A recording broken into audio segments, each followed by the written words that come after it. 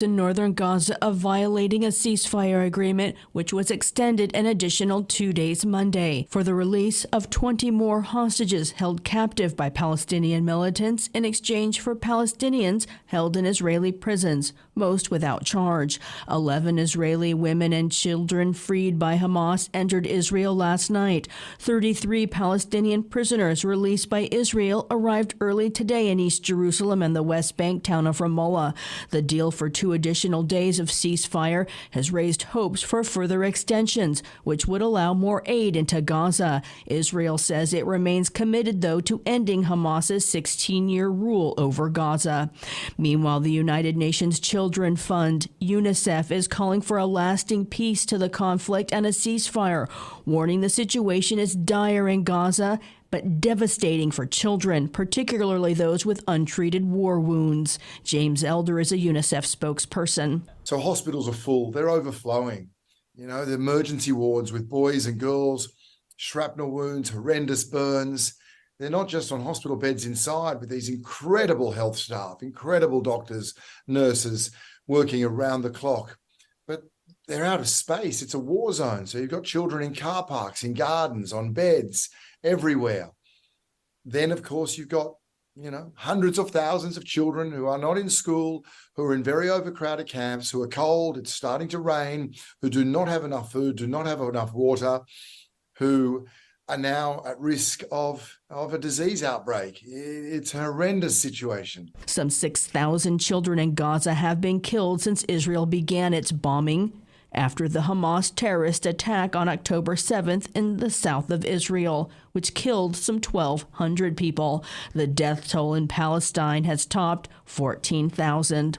The World Health Organization continues to evacuate patients from hospitals in northern Gaza. It says 2 of 6 health workers detained by Israeli forces last week during the evacuations have been released. The director of Al-Shifa Hospital and 3 others remain in custody. The WHO is calling for their legal and human rights to be fully observed during their detention. Israel has repeatedly claimed Hamas operated a headquarters under Al-Shifa as justification for attacking the hospital, but has yet to provide proof.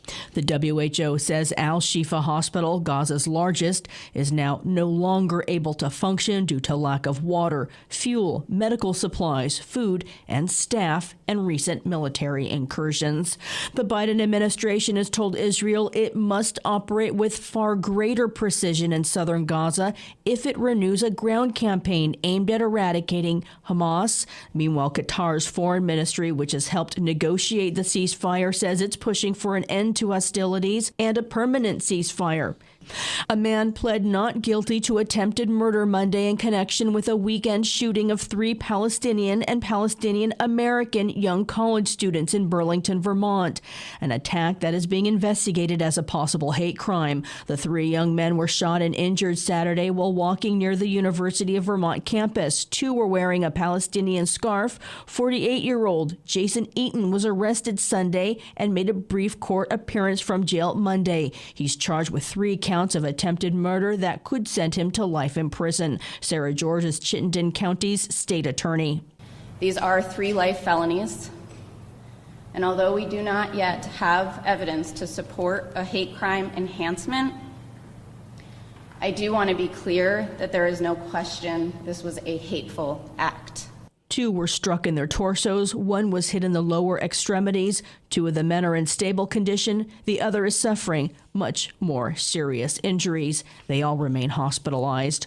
The Biden administration is delaying a new rule that could make it easier for millions of workers to unionize after business groups sued to challenge it. The National Labor Relations Board says the rule, which was scheduled to go into effect next month, will now be effective in February to give it time to resolve the legal challenges. The U.S. Chamber of Commerce and other business groups sued last week over the so-called joint employer rule that could potentially require companies like McDonald's or Amazon to bargain with workers even though they're employed by franchisees or independent contractors. Edwin Vieira has more. A rule revision from the National Labor Relations Board could have massive impacts. The change updates the joint employer rule, last written under former President Donald Trump, to include employees from staffing agencies or subcontractors in collective bargaining. Brian Petruska with the Laborers International Union calls it a big win for workers. It means that the employee's right to organize still is meaningful, even in this modern world we live in, with layers and layers of LLCs and corporations who are now defining the workspace.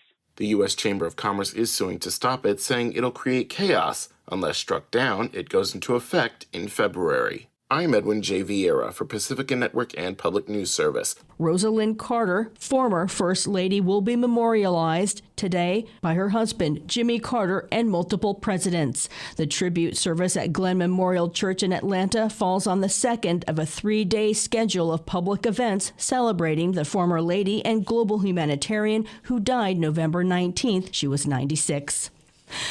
I'm Christina Onnested reporting for Pacifica Radio.